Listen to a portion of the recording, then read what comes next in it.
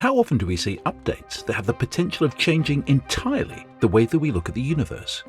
We have a giant box of unsolved puzzles in front of us, and from what we understand, this giant box will only get solved through our active involvement in science and research.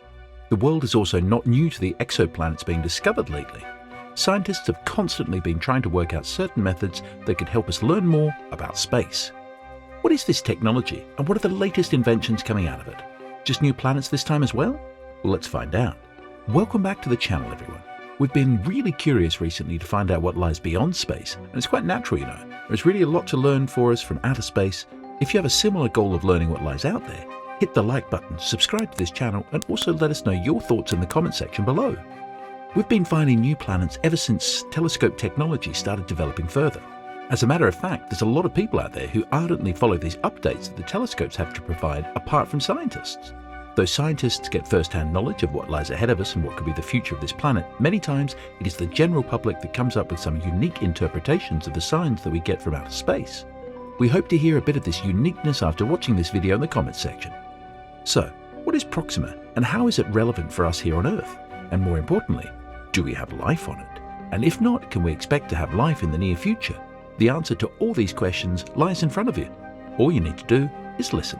There are a lot of planets outside our solar system. One of them is called Proxima Centauri b, also called ProximaB.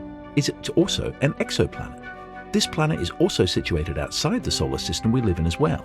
As we developed our telescopes, we found that it was not one or two, but a lot of planets outside the Earth's solar system. This was really quite interesting in itself to find out. There were a lot of other planets that were orbiting other stars in various different solar systems. The number of planets wasn't the only thing that was increasing, it was also the chances of us finding water on these planets that was increasing. As you know, water was the indication of life, and life means a significant achievement for human beings to have found in space. Perhaps to a great extent, chances are that soon as we find determinate evidence of life, the object of space science and exploration would have come to great success. Even though that is not the end of it, we would have achieved a great deal in human history. So ProximaB was detected by the team of Guillaume Anglade Escudé. The team of astronomers who were there with him throughout the duration were the ones from the Pale Red Dot campaign. We also started learning more about these planets through high technologies and more developed features that made things easier for us. It was a 3.6 meter telescope and was certainly not the portable size we would like it to be. Well, jokes apart, let's get to the real scope of this project. Ready? So are we. They make use of a method called the Doppler spectrography, which is also called the radial velocity method. The presence of ProximaB was confirmed for the second time in 2020. This was done by making use of the VLT, Exoplanet and Stable Spectroscopic Observation, otherwise called the espresso. A lot of them were discovered through the transit method, however, as this one was a bit different from the others. Implementing the transit method was not really possible. In comparison to Earth, which takes a year to orbit around the Sun, this planet completes it in just 11.2 days. If we were to make an inference through these facts, we would say that the planet is much closer to its star than Earth is to the Sun. Despite the difference, if you look at the amount of sunlight it receives from the Sun, the intensity is quite similar. This is what gives scientists hope that the planet may have supported life. Well, what do you think this would be the case here? When was the last time we made a significant breakthrough and brought in some solid evidence of the presence of water on any other planet's surface? The possibilities sound endless, and the future lies in front of us looks too happening to relax and let it all pass by. Here's another interesting thing you need to know about. Well, we did mention the Proxima Centauri b, but let's now talk about the elder brother, Proxima Centauri c. Proxima Centauri b was about the same mass as that of Earth's. However, on the other hand, Proxima Centauri c is almost 7 times more massive than Earth. How amazing is that? You know, to think about the entire solar system is so big and creative, we feel really tiny sitting in a cozy smaller corner of the house, located in a small location, in a small state. Then comes country. The Proxima Centauri b always orbits around the star's usual habitual zone.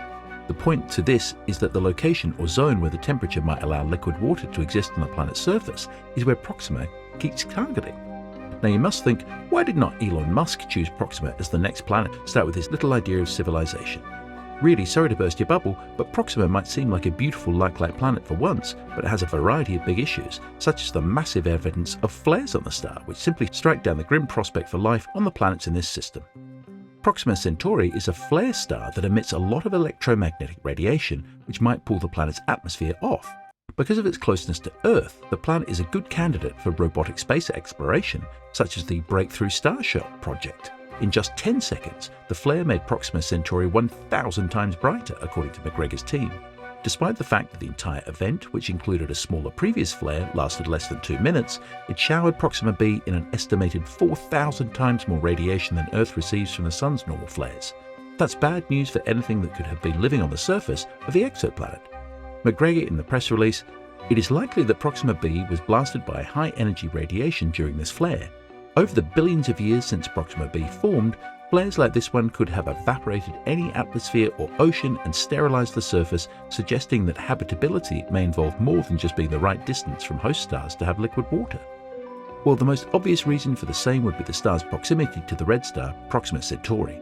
One of the greatest star flares ever seen in our galaxy has been discovered by scientists. Plasma jets erupted from Proxima Centauri, the Sun's closest neighbor, and a red dwarf star. The flare, which was 100 times more intense than anything seen in our solar system, has the potential to alter scientists' perception of solar radiation and extraterrestrial life. So the star, which the scientists thought could be something much closer to being lifelike, doesn't mean one can actually inhabit it. Proxima Centauri, situated 4.25 light-years from Earth, is a red dwarf, the smallest, dimmest, and most frequent form of a main sequence star in the galaxy. It has a mass of 1/8 of that of the Sun, and 2 exoplanets circle it. Plus, this planet is much closer to the Sun than Mercury, hence explaining the hotness. That's the reason why the planet is highly vulnerable to dangerous ionizing, effectively sterilizing the factor of potential life on the planet. The coronal mass ejections from the Sun make the planet around the Sun make the red dwarf planet far from habitation. Since Earth is way too far, it does not get affected by the radiation as powerfully. Adding to this, Earth's strong magnetic field shields it from the intense blasts of solar plasma. It's kind of similar to the burst of blood plasma, but more solar related.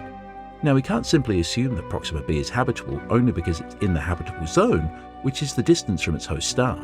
This does not make Proxima livable. We do not know the water level on the planet. Does it exist?